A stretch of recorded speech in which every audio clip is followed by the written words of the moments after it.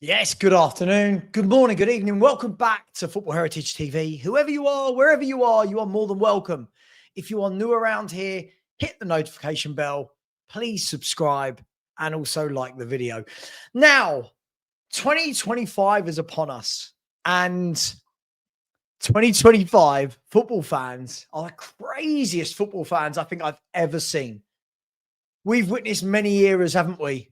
From the fighting on the terraces to the fans in the pubs, match going, stadium fans. And now we've got the online media fans. And of course, I always say YouTubers like me talking about football probably don't help with this. But this era is crazy. This era is unbelievable. And we seem to focus, for me, on many of the wrong things. And the words that I'm going to use are instant gratification. And I understand it from kids. I do. I get it. I get it. When you've got anyone from 12 to 17, 18, I get it.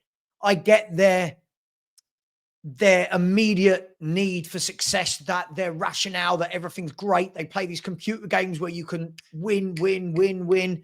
Everything's great, free-flowing football.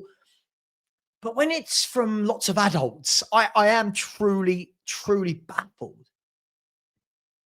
What am I talking about? Tottenham Hotspur, a team that finished 17th place last year with 22 league defeats, 26 defeats in all competitions, leaked goals for fun, and just lost and lost and lost and lost and lost. Home or away, we lost and we lost and we lost and we lost. And you're thinking to yourself, right, that regime's gone. What do we need? Well, we need a regime where a manager and a management structure comes into play and they're given time to build, to implement, and create a structure. Knowing that this is not going to be something that happens overnight. It isn't that. It's not a computer game. It's not a computer game. You don't go from being as bad as we were last year to amazing overnight. But why all the doom and gloom? Is it that bad? Now, you could break this down into many different facets, and I get it. I completely get it. Stylistically, the football is not good to watch. I get it. The performances aren't there. They're not good. They're not strung together from defense to midfield, midfield to attack, free-flowing attacks. I get it. I completely get it. But who thought that that was going to be the case so soon? Who are these fans? Who out there can truly sit there and say, as a grown adult, I expected everything to be, da-da, amazing. Really? Is that what we are now? Who expected that any manager, Pep Guardiola, could come in right now? Ancelotti, you name it, Xabi Alonso, name it. Any manager, Klopp, Wenger, Mourinho, Conte, any manager could come in right now, and you've still only got the quality that you've got. Hence the title of this video, the Q word, quality. Now, everyone's got their own version of what good football is, and I get it. I get it. Myself, I love the free-flowing style of football. I get it. That's my preferred method. We all want to play like Pep Guardiola's Barcelona or Pep Guardiola's Man City or the rock and roll style of football that Klopp had Liverpool playing. Some people want to see counter-attacking, 10 men behind the ball football. Other people want to see wing-backs. Some people want to see wingers. Some want to see one up front. Some want to see two up front. And the problem with this is the fact that I've just named all these different styles and ways of playing. No one's ever going to be happy. If person A and B are happy, person C is not happy. If person A and B aren't happy, person C is happy. A and C aren't happy, but B is. We could do this all day long. And whilst I'm not watching Spurs at the moment and going, oh, this is brilliant, I also feel like I understand what the remit was for Thomas Frank.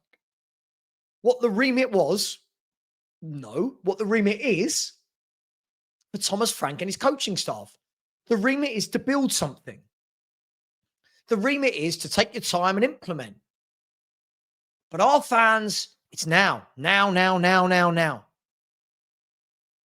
Let's go back to the beginning. This guy, as I said, has picked up a team in 17th. Now, whether or not we were truly a 17th place team or not, doesn't matter. That's where we finished. 17th, a number of defeats. He's come in and he's told us the first thing I need to do is to build a togetherness and a bond. He said it a number of times, hasn't he? He said, I need structure, I need togetherness, and I need a bond. I need us to be hard to beat because we lost too many games last season. He said it, not me. I am saying it, but he said it. And that's what he's done. First and foremost, don't lose games. Don't lose games. And Spurs so far in 90 minutes of football have lost 2 games across 13. And then a third game, if we're going to say penalties to PSG, fine. We lost on penalties to PSG. But it's PSG, right? So phase 1 of what he needs to do, he is dealing with, he is making us hard to beat. He's looked, what is our strength? Our strength is at the back. We can actually defend. Now, that doesn't mean we're not going to have games like Bournemouth, where we're ripped apart last night against Monaco, where they could have scored. And let's be really honest, should have scored.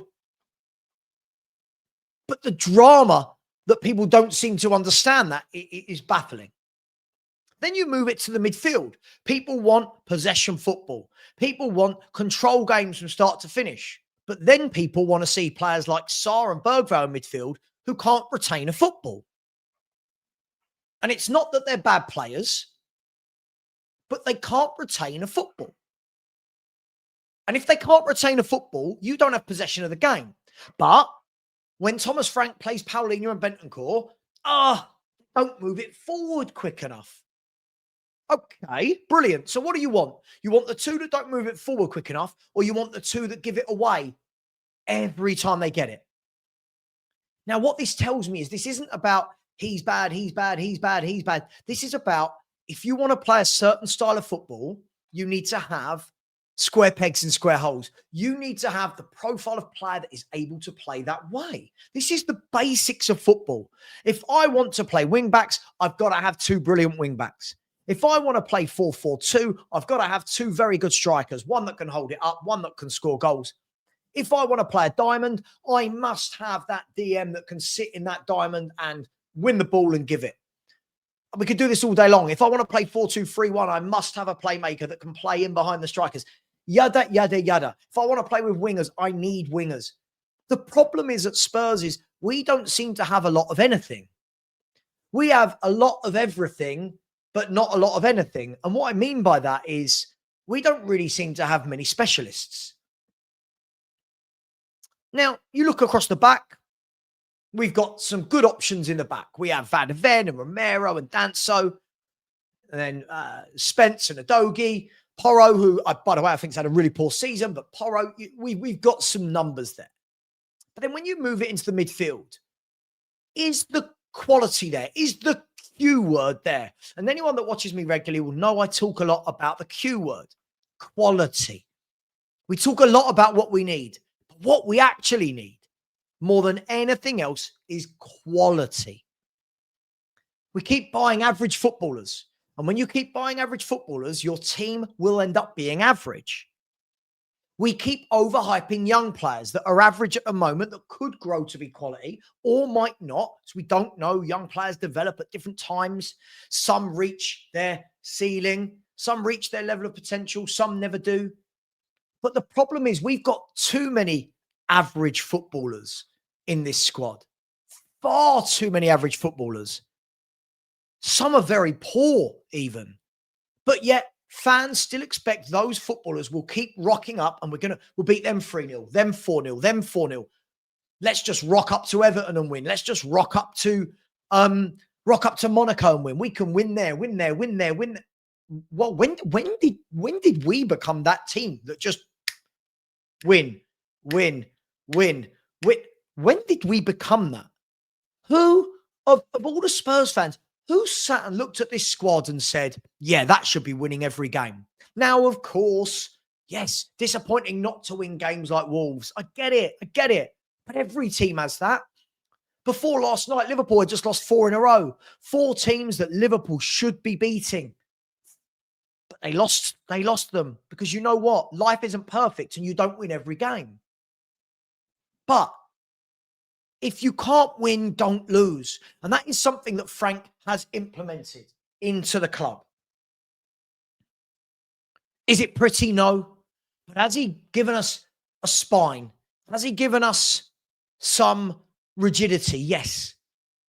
Some structure? Yes. Have we been lucky? Yes.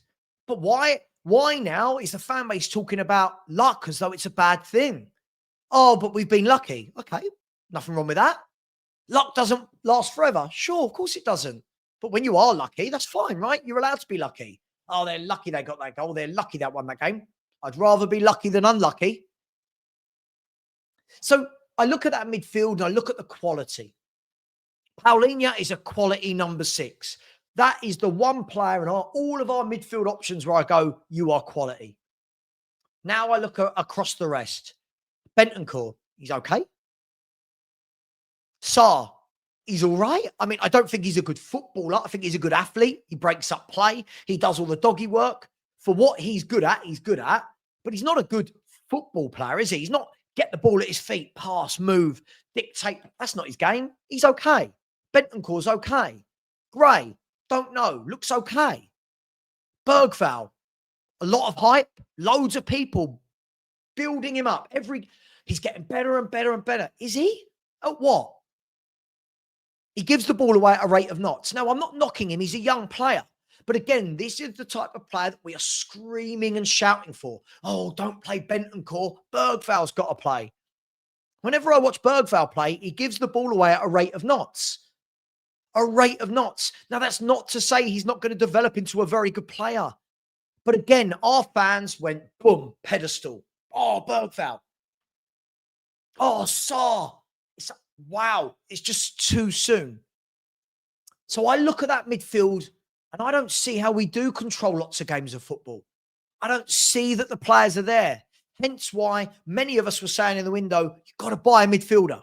You have got to buy that midfielder that controls a game of football. A Barella, a Wharton, a Locatelli, a Stiller, a Gomez, a Neves, whoever it may be, somebody that puts their foot on the ball and conducts, pulls the strings, right? Pulls the strings, the puppet master, controls a game of football. We don't have it. So we're sloppy in midfield because none of them are natural at keeping possession. None of them are fluid with their passing. So it goes down to the Q word, quality. So for me, lack of quality in midfield, and then even worse lack of quality in the forward areas.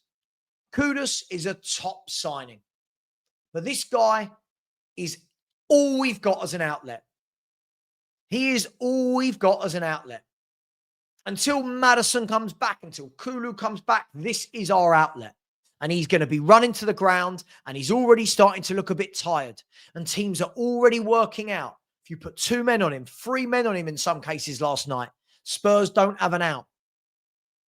That is a quality signing. That is the level of signing Spurs should be doing every window. But we don't.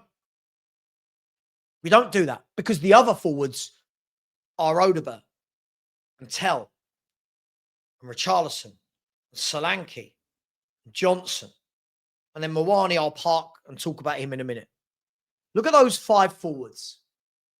Richarlison has never scored more than 13 Premier League goals in his career in a season. He can't hold the ball up. He isn't physically strong. I keep hearing he's good in the air and I'm not seeing it. And he's got one of the worst first touches I've ever seen.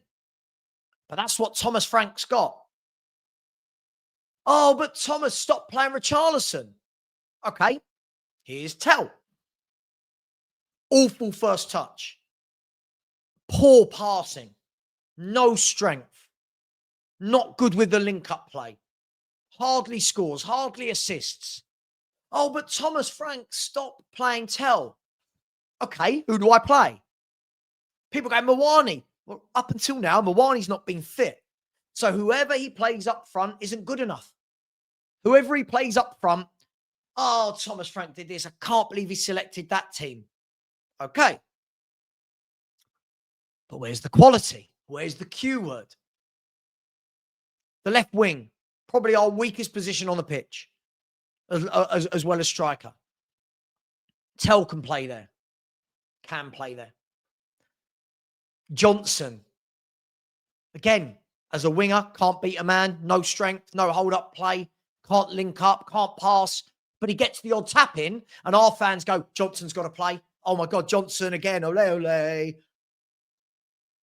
We've seen the uplift. The moment Johnson has been removed from the right-hand side, you've gone from there to there with Kudus. But the answer now is, everyone's saying, oh, he should play through the middle. What, a guy that can't hold the ball up? A guy that's not good in the air? A guy with no strength that can't pass? That's the guy you want to play up front. He will be out-muscled by defenders for 90 minutes. You go on the left, Odegaard. Again, people are so desperate for Odegaard to be better than he is that the compliments he's getting for doing the basics is crazy. He's a decent young footballer, but with zero end product. Now, will that end product produce more over time? It may well do. But right now, and you look at his career, there is zero end product ever from this lad. No goals, no assists, something like two goals in Europe and 1 assist in 31 games for Tottenham. It's 32 games now.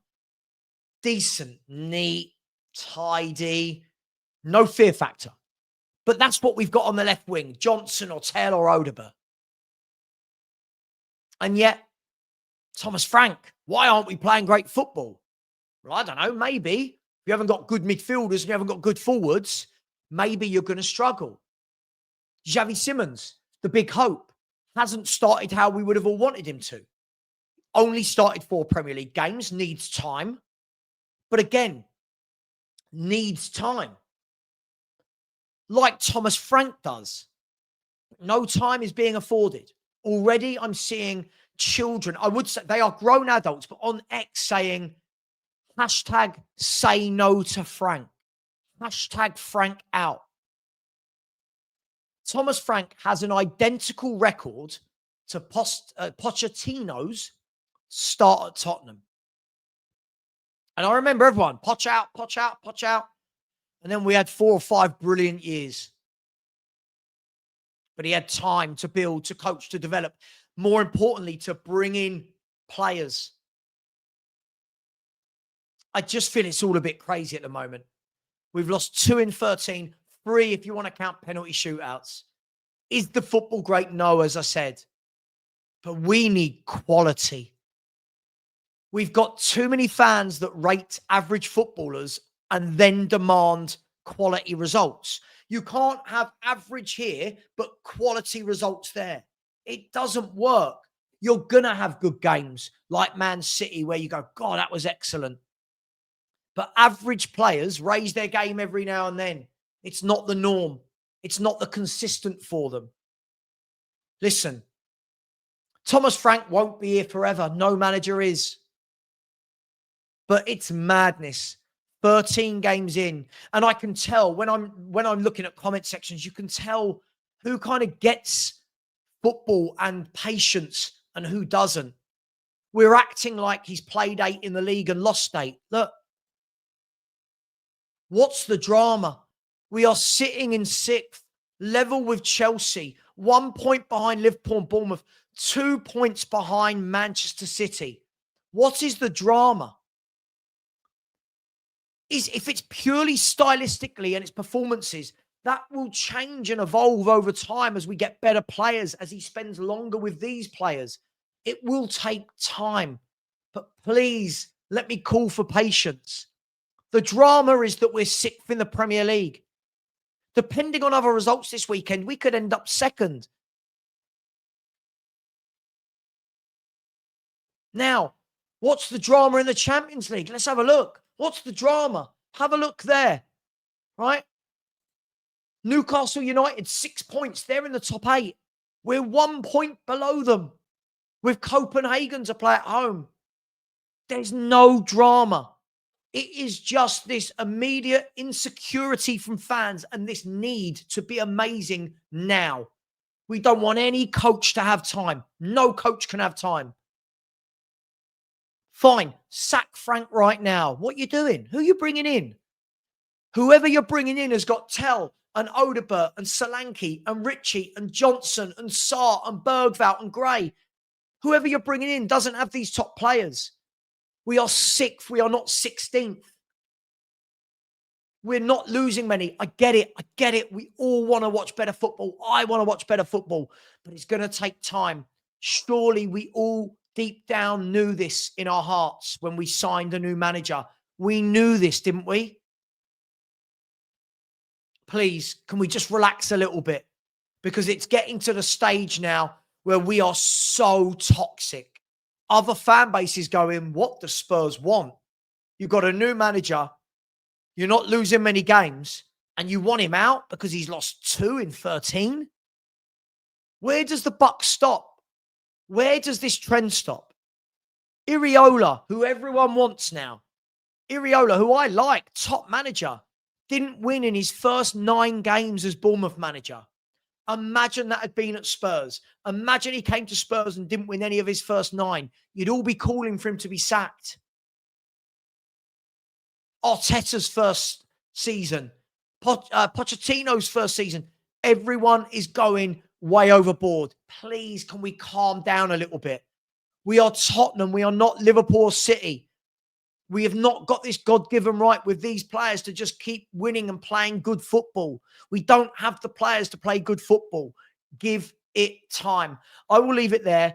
I am going to be patient, because I understand what needs to happen. The manager has told us what needs to happen. It's a brand new management structure, new manager, new coaches, new CEO, new head of football, new performance director, new medical team. But our fans don't care. Now. As I said, it's a sad indictment on 2025, but each to their own. If you don't like Frank, you don't like Frank. I get it. If you don't like him, you don't like him. But if you don't like him purely because you liked the old guy, have a word with yourself. Take care. Much love. And let me know what you think. And as always, keep it football. And come on, you Spurs.